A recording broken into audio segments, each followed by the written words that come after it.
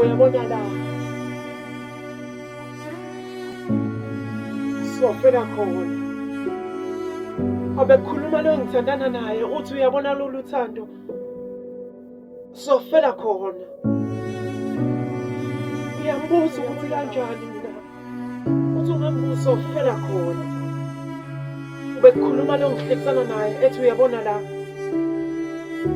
Sofela khona. Esho kulokuqhamuka izinkinga.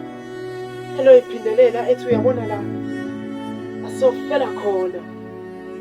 Kumina kulokujikile kulokubuyile ukuthi umuntu noma ngakuthiwa uyakuthanda kodwa khona isikhathi esizayo.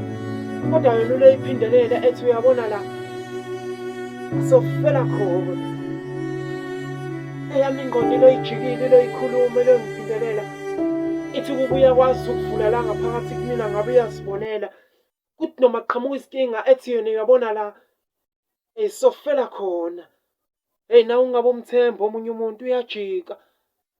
Hlula noma esephindelela isikhulumo sakho ukhumbule phela umuntu angaluthenga ibhanoyi. Hlula noma esethi uyabona la. Sofela khona. Mina ngifuna ukukutshela ukuthi ungabe umthemba omunye umuntu.